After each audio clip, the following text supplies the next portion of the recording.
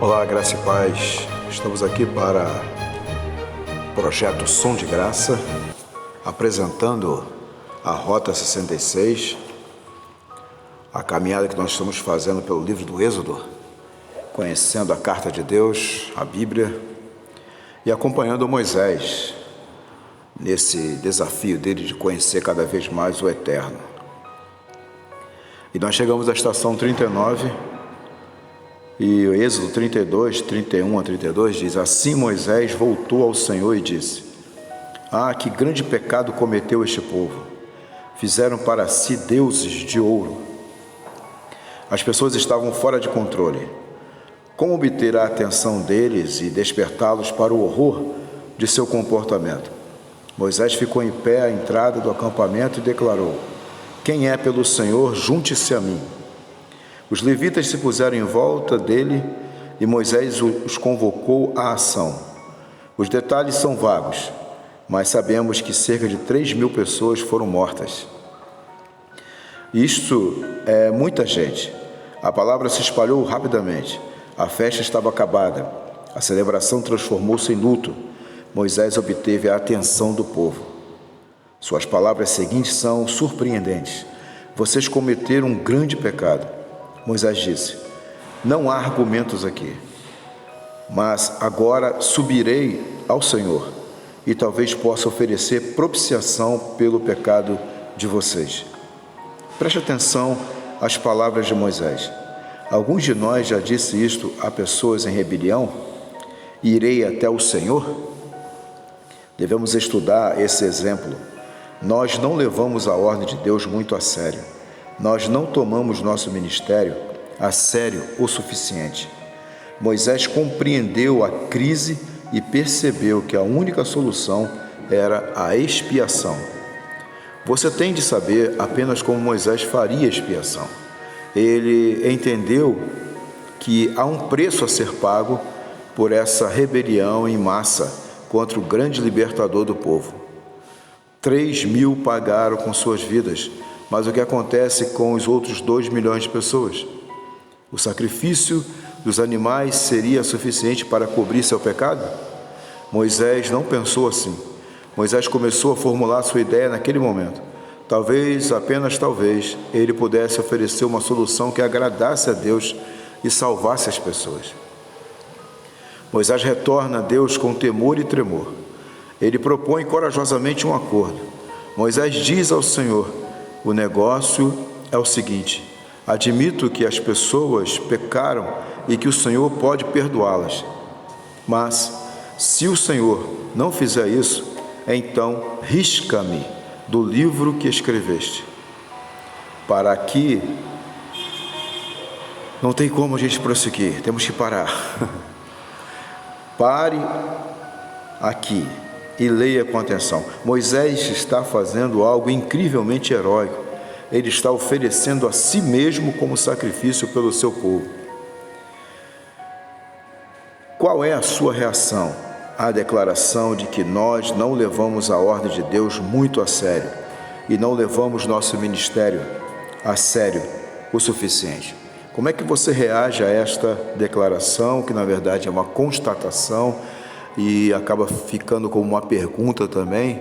Será que temos levado a sério a ordem de Deus, as ordens de Deus, o chamamento de Deus, o ministério que Ele colocou em nossas mãos? Enquanto você pensa, vamos seguir viagem? Vamos seguir viagem até a estação 40.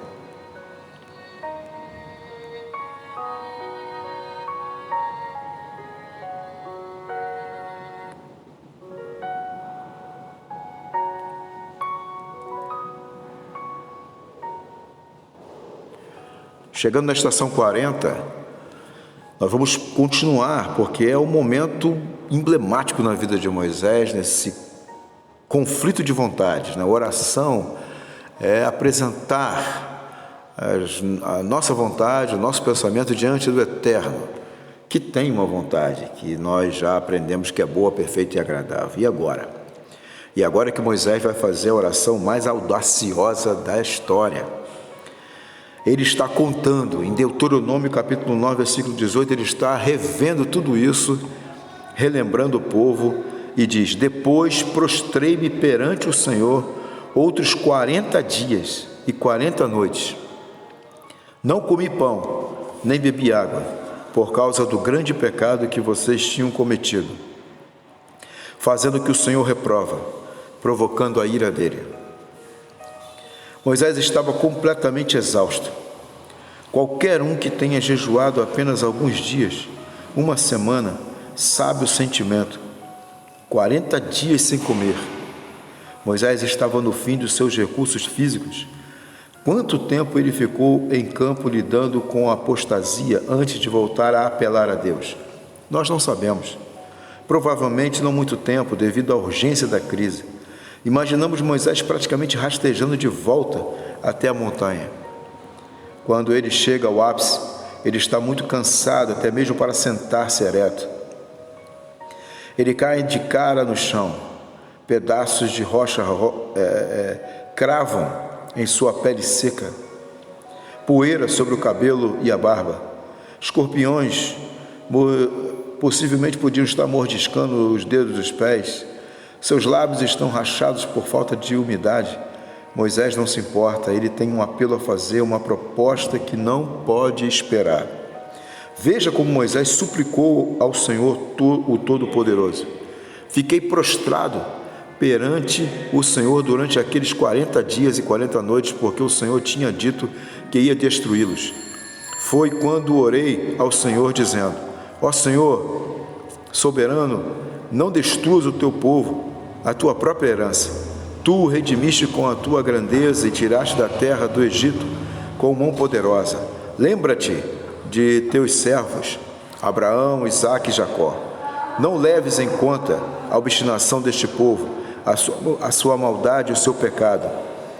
Senão os habitantes da terra de onde nos tiraste dirão: como o Senhor não conseguiu levá-los à terra que lhes havia prometido, e como ele os odiava, tirou-os para fazê-los morrer no deserto.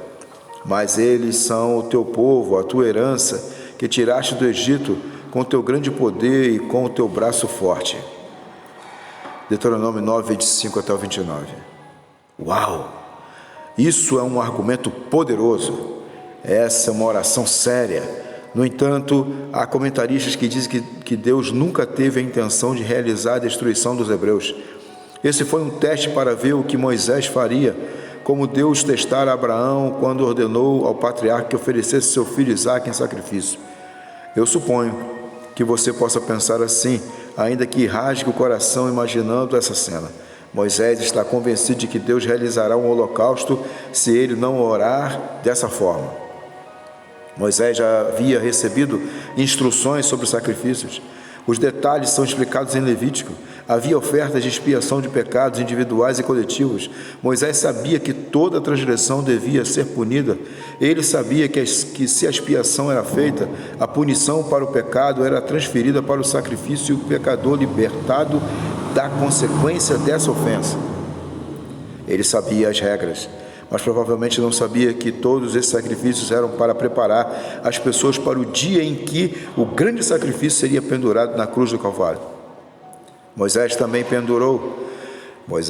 percebeu que para obter perdão desse pecado de idolatria, seria necessário algo maior do que o sacrifício de touros ou cabras ou pombos.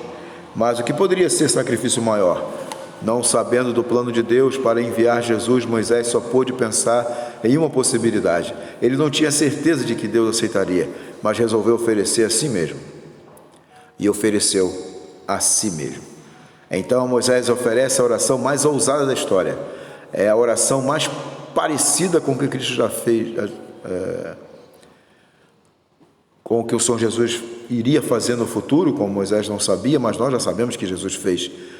Foi-se a raiva. Moisés agora é consumido pela paixão pelas almas perdidas e está disposto a dar a própria vida, e não apenas sua vida física, mas a vida eterna. Se apenas o povo de Israel pudesse ser salvo. Apenas 2 orações na Bíblia podem igualar-se. Uma delas é a oração de Jesus no Getsêmani: meu Pai, se for possível, afasta de mim este cálice. Contudo, não seja como eu quero, mas sim como tu queres. Mateus 26, 39. A outra é quando o apóstolo Paulo desejava ser condenado, se isso significasse a salvação dos judeus. Romanos 9:3. Fala sobre risco. Moisés dá um salto gigantesco de fé. Em essência, ele se oferece como um sacrifício expiatório para o seu povo. Ele se propõe a fazer o que Jesus fará. De fato, 1400 anos mais tarde, ele age e fala com tal visão perfeita em caráter e propósito de Deus, que pouco antes do Calvário, ele aparece com Elias no monte da Transfiguração e conversa com Jesus sobre sua morte expiatória em Jerusalém, de modo tão claro, intercedendo por sua nação, em vez de aceitar os planos de Deus como palavra final. Moisés muda a história.